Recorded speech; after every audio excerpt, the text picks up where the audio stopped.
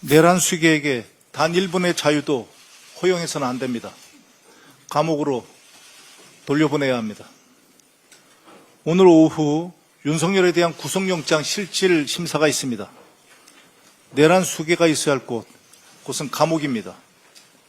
내란 특검의 속도전, 맹활력이 만든 결과입니다. 내란 특검은 헌법을 짓밟고 국민을 배반한 윤석열과 내란 세력의 실체를 밝혀내고 있습니다. 윤석열은 내란을 결코 포기하지 않았습니다. 조폭두목처럼 파렴치한 행동을 일삼고 있습니다. 본인에게 유리한 진술을 강요하는가 하면 모든 책임을 부하들에게 전가하는 비루한 짓을 반복하고 있습니다. 말맞추기를 시도한 혐의도 받고 있습니다. 이것은 명백한 사법 방해 행위입니다. 내란범들은 모두 구속되어 있는데 그 수괴는 국민 혈세로 경호를 받으며 여유롭게 일상을 즐기는 것을 납득할 국민이 있겠습니까? 잘못돼도 한참 잘못된 일입니다. 바로잡아야 합니다. 다시 한번 강력히 촉구합니다. 내란 수괴 윤석열을 재구속하십시오. 사법부는 법과 정의를 바로 세우고 상식의 회복을 바라는 국민의 기대에 응답해 주시기 바랍니다. 3대 특검에 빠지지 않는 이름이 있습니다. 바로 김건희입니다. 김건희는 김건희 특검뿐만 아니라 순직해병 특검과 내란 특검의 수사 대상으로 거론되고 있습니다. 보도에 따르면 순직해병 특검은 VIP 경로설, 구명로비 의혹을 수사하던 중 임성근 전 사단장의 부인이 김건희의 측근에게 연락을 취한 정황을 포착했다고 합니다. 김건희는 내란 특검의 수사 대상이 될 가능성도 큽니다. V0로 불린 김건희가 윤석열의 계엄과 내란에 얼마만큼 직간접적으로 개입했는지 분명하게 밝혀야 합니다. 3대 특검의 공조가 필요합니다. 3대 특검은 신속하고 철저한 공조 수사를 통해 김건희 국정농단의 모든 실체를 밝혀주시기 바랍니다. 오직 국익을 위해 힘을 모아야 합니다. 미국 트럼프 대통령이 공개 소환을 통해 8월 1일부터 모든 한국산 제품에 25%의 상호 관세를 부과하겠다고 통보했습니다. 대통령실의 발빠른 대응이 돋보입니다. 상호 관세 부과 유예 종료가 임박하자 5일과 6일에 여한구 산업부 통상교섭본부장과 위성락 대통령실 국가안보실장을 미국으로 급파해서 우리 정부의 입장을 설명했습니다.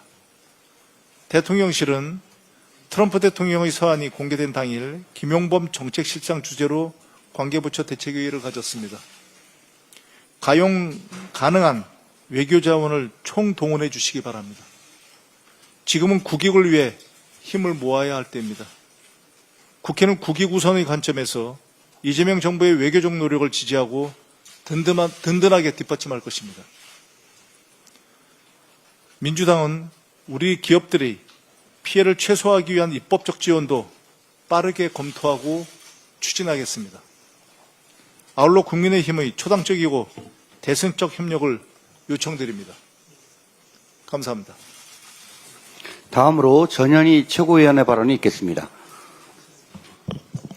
문 밖을 나서기가 두려운 가히 역대급 폭염입니다. 전국 대부분 폭염 경보가 발효됐고 서울은 7월 초 기준 역대 최고 기온을 찍었습니다. 국민의 생명과 안전이 최우선입니다. 정부는 폭염 피해 예방에 만전을 기해 주기를 바랍니다. 같은 폭염이라 할지라도 고통의 무게는 같지 않습니다. 노인, 장애인 등 취약계층 보호가 절실합니다. 농작물과 가축 피해도 최소화하고 전력 수급에도 차질이 없어야 합니다. 민주당은 정부와 긴밀히 협력해서 폭염 대응에 총력을 다하겠습니다. 국내 산업에 전방위적인 영향을 미칠 미국발 관세 청구서는 단지 이재명 정부만의 몫이 아니라 우리 모두의 과제입니다. 국익에는 여야가 따로 없습니다. 간세 위기를 돌파하기 위해서는 무엇보다 국회의 전폭적인 지원이 필요합니다. 대선 전에 민주당은 미국 상호 간세 부과에 대응해서 국회 차원의 특별기구 설치를 제안한 바 있습니다. 다시 한번 국민의힘의 국회 통상특별위원회 구성을 제안합니다. 함께 머리를 맞대고 힘을 모읍시다. 국힘의 전향적인 회답을 기대합니다. 내란 수계를 단죄하는 사법정의 구현의 시간이 다가왔습니다. 특검의 무리한 구속영장 청구였다는 윤석열 측의 주장은 일고의 가치도 없는 궤변입니다. 헌법과 국민을 반역한 내란 수계가 구속되지 않는다면 누가 앞으로 사법부 결정을 신뢰하겠습니까? 사법 질서의 근간이 흔들리게 될 것입니다. 윤석열이 있어야 할 곳은 따뜻한 안방이 아니라 시원한 안방이군요. 아니라 구치소입니다. 법원은 자고 우면 하지 말고 오직 법과 원칙에 따라서 내란 수계 윤석열의 구속영장을 발부하십시오. 지기현 재판부의 내란 수계 불법 석방으로 잃어버린 사법부의 신뢰를 회복하기를 기대합니다. 오늘 법사위에서는 검찰개혁법안 공청회를 개최합니다. 검찰개혁을 초래한 책임은 오롯이 검찰 독재 권력을 전행한 윤석열과 그를 무비판적으로 추종한 검찰에게 있음을 다시 한번 확인합니다. 윤석열과 검찰이 자초한 검찰개혁 과제는 이제 민주당이 완성하겠습니다. 송은석 국힘 비대위원장이 김건희 특검에 윤상현 의원 압수수색을 두고 정치 보복하지 마라 어깃장을 놓았습니다. 진실을 밝히려는 특검에 대한 협박이자 수사방해입니다. 윤상현 의원은 김영선 전 의원 불법 공천과 관련한 핵심 의혹 당사자입니다. 명태균 씨에게 전화를 걸어서 상현이에게 한 번 더 얘기할게. 걔가 공간위원장이니까 라고 말한 윤석열의 육성을 통해서 드러난 윤건희 부부의 공천 개입 의혹의 주요 당사자가 다름 아닌 윤상현입니다. 증거와 법리에 따라서 마땅히 수사받아야 할 의혹 당사자입니다. 없는 죄를 만들어서 뒤집어 씌우는 것이 정치 보복입니다. 범죄 혐의가 뚜렷한 자에 대해서 증거를 쫓아서 수사하는 것은 정의 구현입니다. 민중기 특검은 지금처럼 성역 없는 수사에 매진해서 사법정의 실현하여 주시기 바랍니다. 오세훈 시장에 대해서 한 말씀 드리겠습니다. 오세훈 시장이 이재명 정부의 6.27 가계부채 대책을 비판하면서 추경과 주담대 규제 실효성을 깎아내리고 있습니다. 적반하장도 유분수입니다. 마치 방화범이 불 끄는 소방수를 나무라는 격입니다. 지난 2월 오 시장의 토지거래 허가제 졸속 해제 이후에 서울 집값 상승률은 3년 5개월 만에 최고치를 기록했습니다. 가뜩이나 윤석열 정부의 선심성 부동산 정책 때문에 상승하던 집값에 오세훈 시장이 제대로 기름을 부은 것입니다. 이재명 정부의 이번 대출 규제는 오 시장과 윤석열 정부의 부동산 정책 실패로 야기된 집값 상승을 막기 위한 불가피한 조치였습니다. 실제로 최근 서울 아파트 거래량과 거래 금액이 각각 65%포인트, 67%포인트로 줄어들면서 효과를 보고 있습니다. 오세훈 시장은 서울시와 SH공사가 초래한 서울시 안심주택 전세 사기 피해자인 청년들께 사과하고 자신의 부동산 정책 실패를 반성하고 자숙하십시오. 새 정부 헌집 내기에 급급해서 남의 눈 티끌 찾기에 급급하기 전에 제 눈의 들보부터 살펴보기 바랍니다. 이상입니다. 예, 에어컨세는 마지막 날이 될 것. 구치소가 내 집이다 생각하면 폭염도 견딜 맛할 것. 강제금주의 강제흡인은 건강에는 좋을 것. 시간 딱 맞춰 나오는 삼시세끼, 게다가 무상급식이니 가계 경제에도 도움이 될 것, 인과응보, 사필규정, 윤석열 구속영장 심사를 앞두고 나오는 세간의 말들과 반응들입니다. 예, 그렇습니다. 조은석 내란 특검이 그동안 수사 내용을 토대로 지난 6일 구속영장을 청구했고 오늘 오후 영장실실심사를 열어 구속 여부를 결정합니다. 지난 3월 지기현 판사의 구속 취소 결정으로 풀려난 지 4개월 만입니다. 윤석열을 구속할 사유는 차고도 넘칩니다. 내란 수괴가 거리를 활보하는 자체가 국민 복장을 터지게 하는 일입니다. 더 이상 국민들의 복장 터지는 일이 없기를 국민의 한 사람으로서 간절히 바랍니다.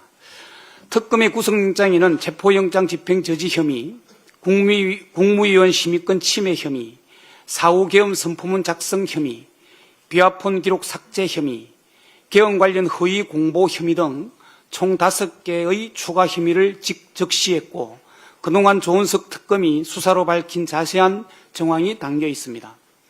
영장을 하나하나씩 짚어보겠습니다. 첫 번째, 지난 1월 대통령 경호처를 이용해 자신에 대한 체포영장 집행 저지 혐의입니다.